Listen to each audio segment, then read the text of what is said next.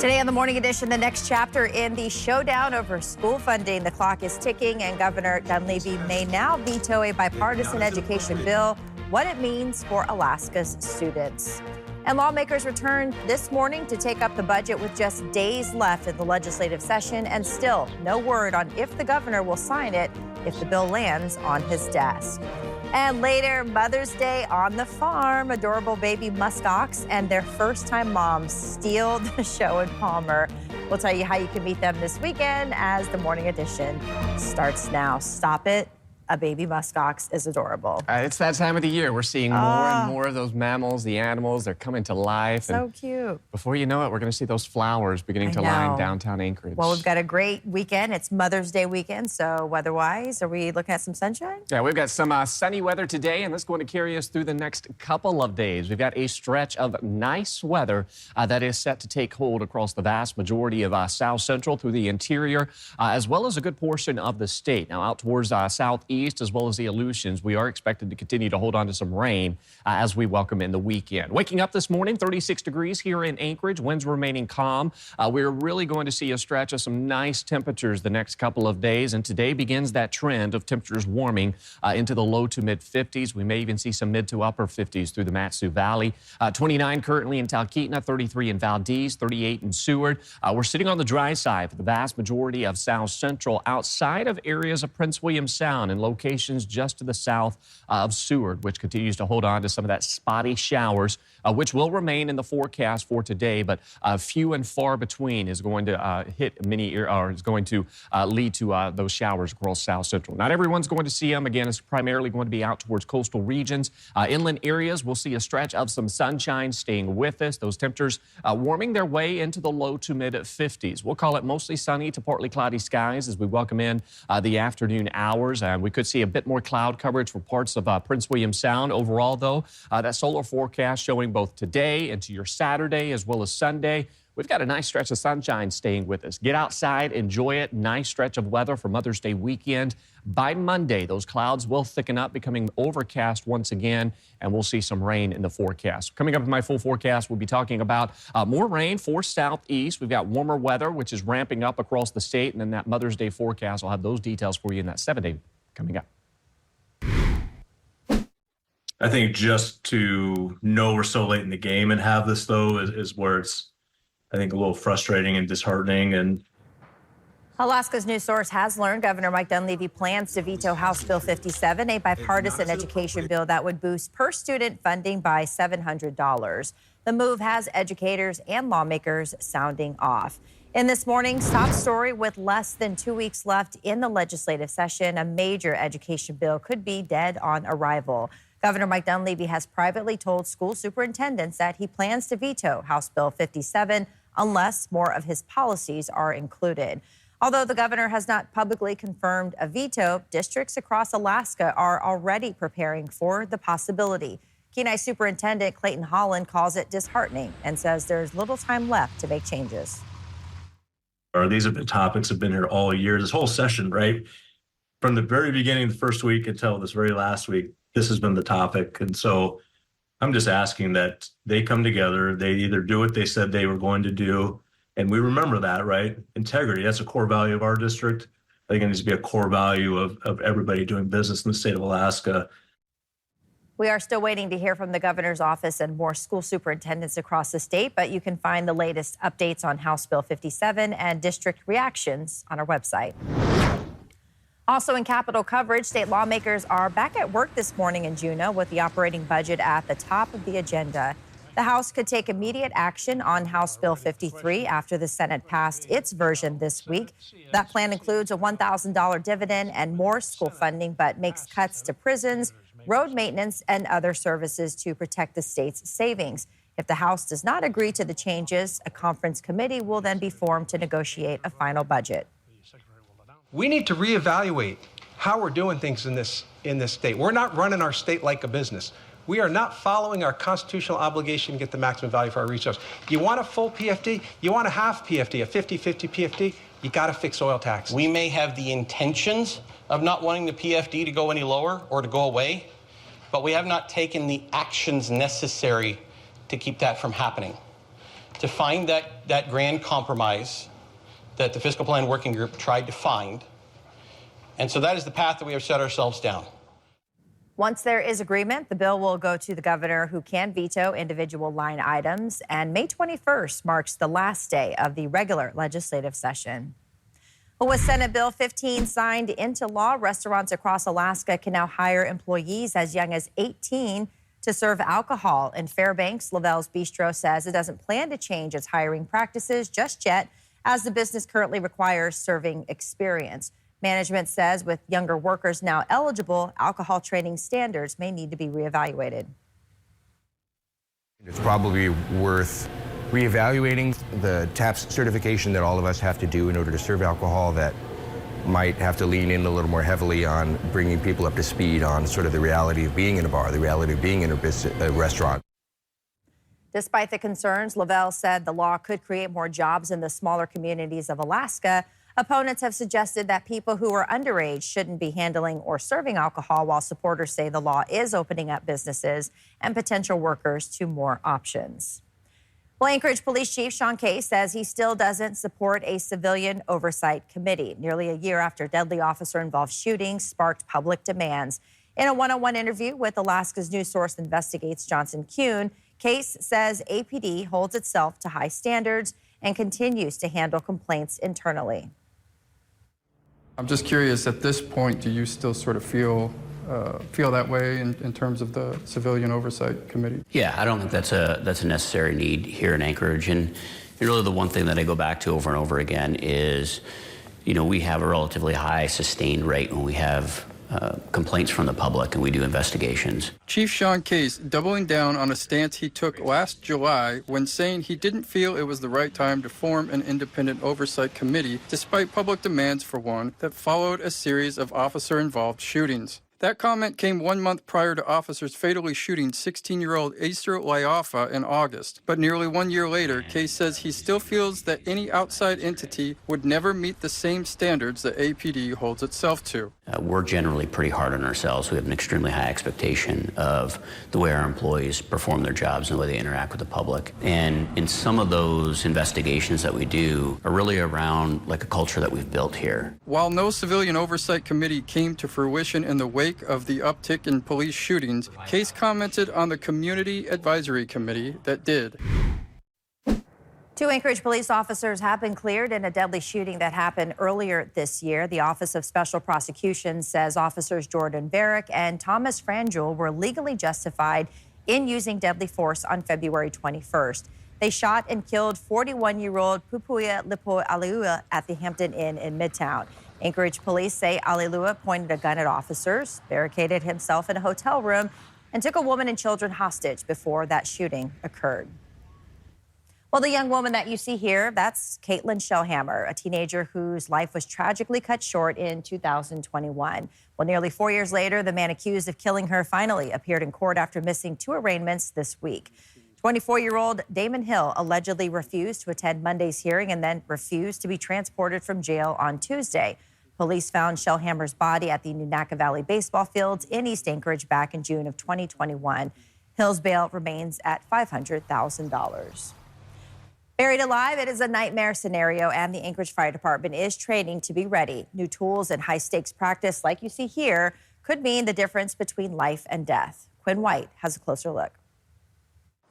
The Anchorage Fire Department is testing out some new equipment that will make it easier for their search and rescue teams to perform rescue missions in situations like these, where someone might be stuck in a deep hole or trench. During a rescue attempt, they would first build walls to stabilize the area. So if a collapse has already happened, the chance of a secondary collapse happening is extremely high.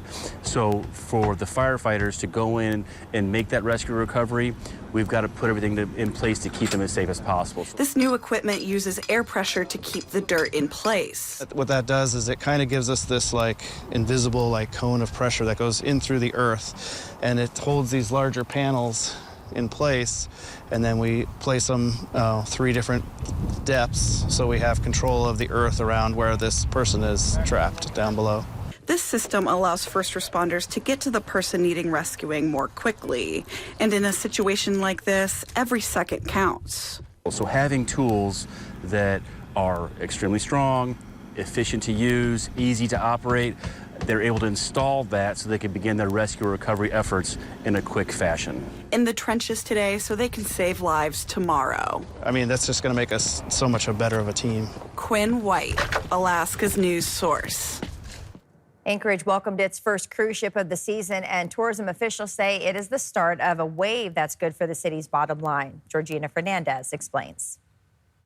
That cruise ship you see right behind me might mean that summer is here for some Alaskans, as Anchorage welcomes its first cruise ship of the season with hundreds of passengers.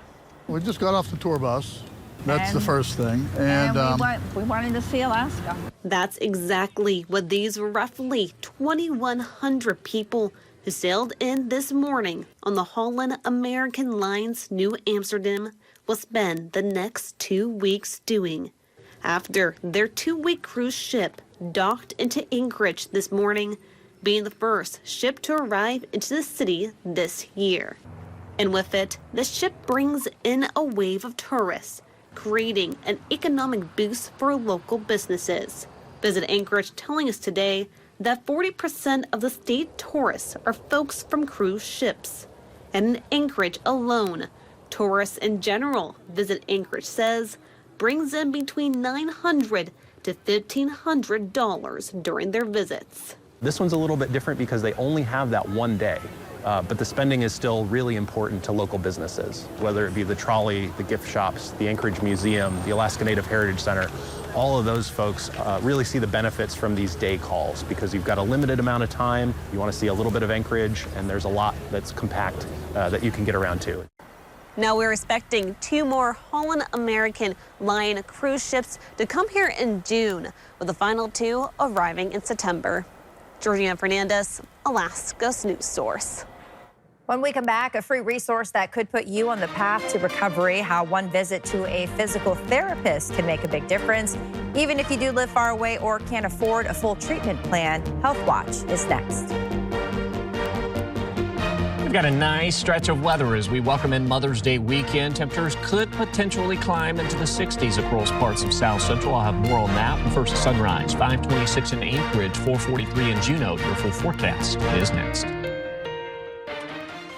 Well, back on your Friday, here's a nice start to your day. So meet Lumi and Aspen, the Arctic foxes, with a no-nonsense nose for snacks. They'll kind of grab a treat if you offer one, but don't expect them to let their guard down.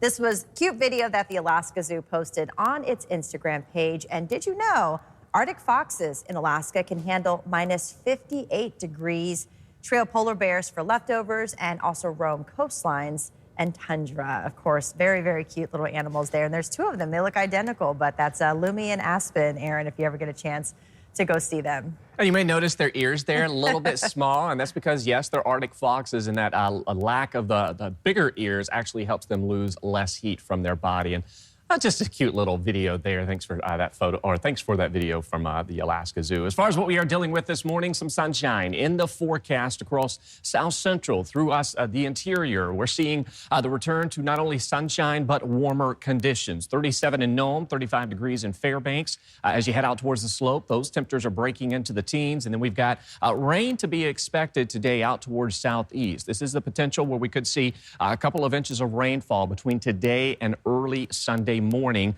Mother's Day is shaping up to be a dry one for southeast before more rain returns into your Monday. Looking at the average high temperatures, you can see from April to May, we jump roughly 10 and a half, or about 11 degrees compared to what we did see for the month of April. So temperatures are easily expected to warm into the mid to upper 50s as we welcome in the weekend.